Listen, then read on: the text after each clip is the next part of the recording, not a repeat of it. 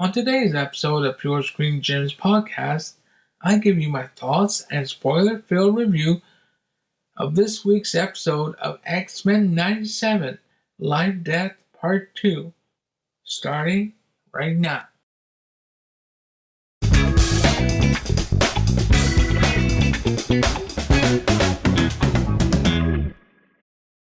Well, hello and welcome to another episode of Pure Screen Gems podcast and another review of X-Men 97 episode 6 Life Death Part 2.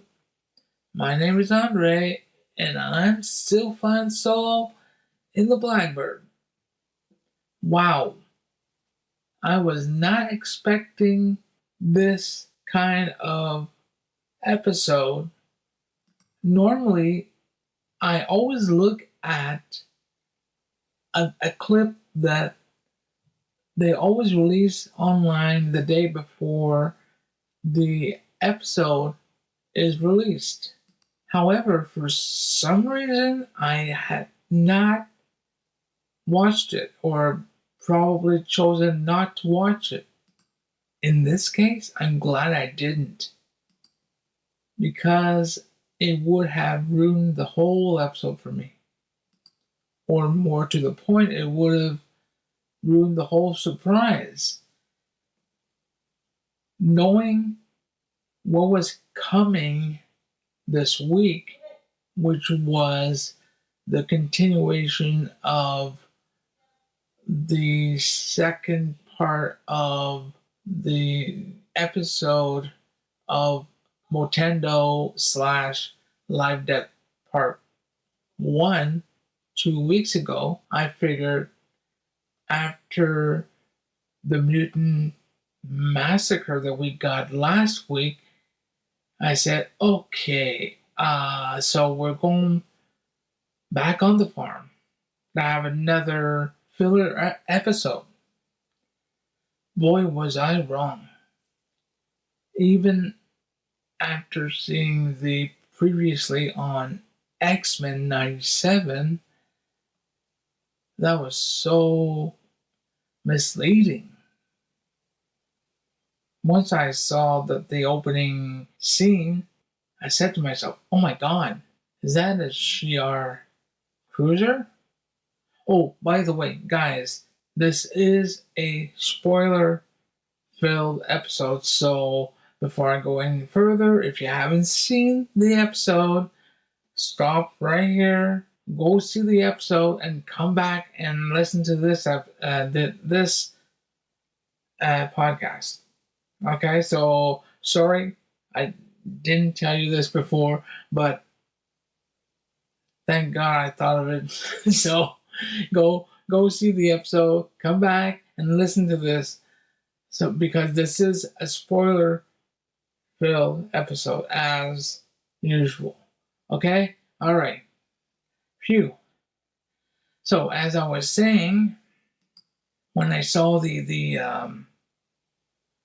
scenes in outer space and I realized that it was the Shi'ar, I said, oh, okay, we're going with this. That's where I realized that throughout the last weeks, we always saw little images in the opening credits of Lilandra and Professor X, and it came and came and came, and now this week it was even more prominent.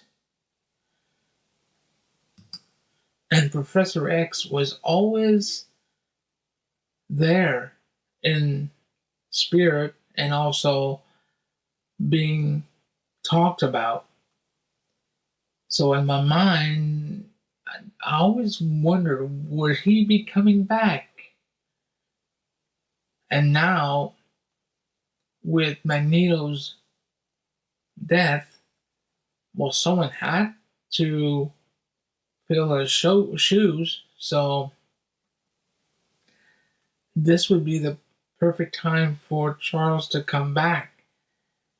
Now, seeing him walk, that was really wonderful. It was great. At first, I was thinking, what is the relation? What's the connection between that and Storm and Forge? What's the connection between both storylines? Oh, and before I forget, I was so happy to see Nightcrawler in the opening credits. It was so great to see that. I felt that this episode, compared to 2 weeks ago, was more balanced, going from space to the desert, from space to the desert, back and forth. Kind of made me think of Star Wars, A New Hope. It really had that feel to it. The themes in this episode were of loss, of gain, of wanting to regain what we've lost, and never forget where we came from. To always hold on to our memories, because our memories are who we are and what we're part of. Because to wonder who we are, or to know where we're going, we have to know where we've been. And there was also a sense of having to confront your own demons, at least where Storm is concerned. And a little bit where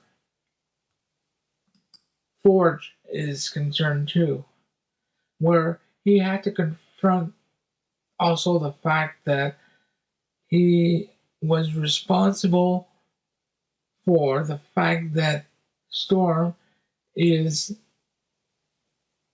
in the situation that she is at that point. Although Storm also, in a way, wished or wondered what it would be like if she hadn't had any powers. How would she live without her powers? And have any of you noticed that the adversary's voice is Storm's voice, is also voiced by the same person? There was also a theme of rediscovering one's gifts, like in Charles's case, when he said, "I have forgotten my one gift," when he says, "Class is now in session." That was so cool.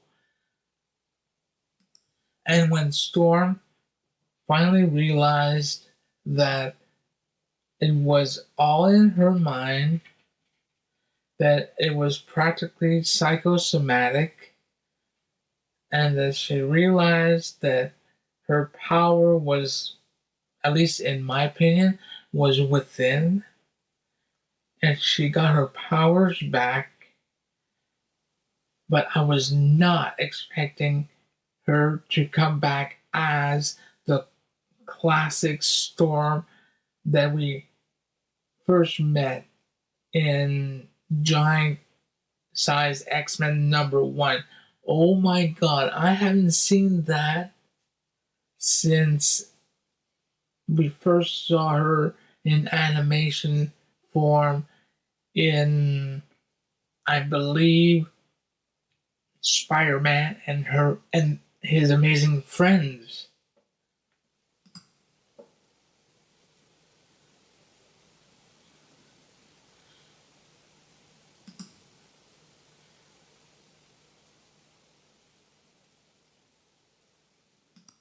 Whoever writes for this show, especially this episode, should get an award. The writing is excellent, to the point, and in a way so simple to understand.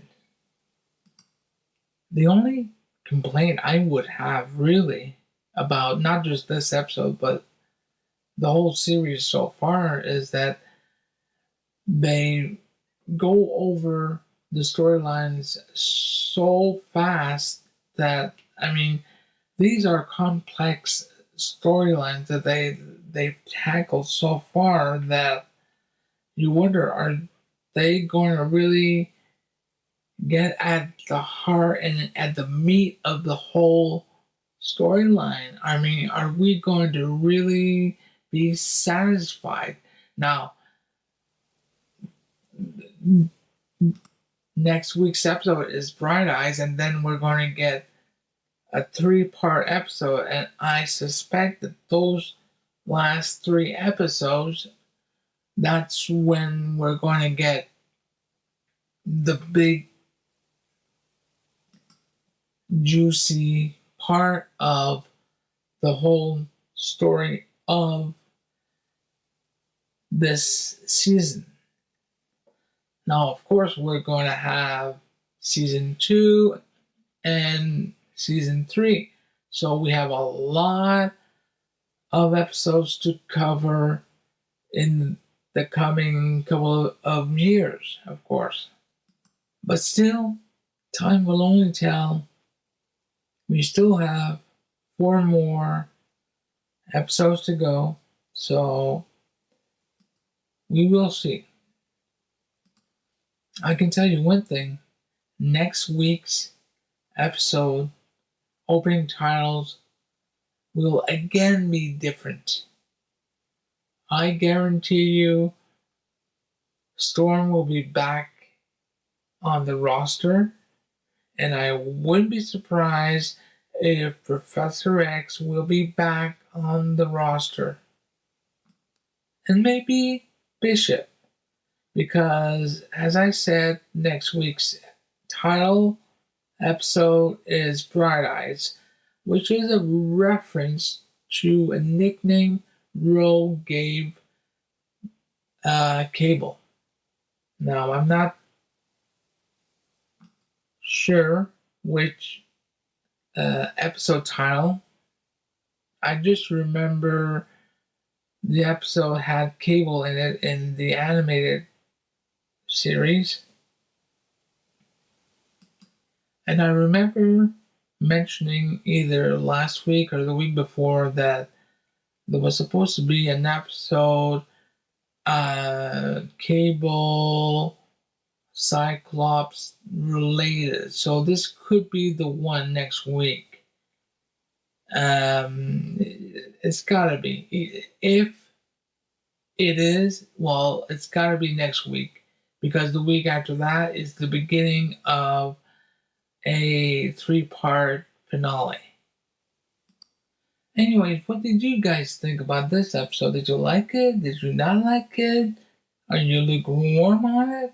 Let me know in the comments below on YouTube. And don't forget to like, share, and subscribe to our channel. And as always, I always appreciate you all for listening to this podcast and these reviews. So until next time, I'll be seeing you. Bye-bye.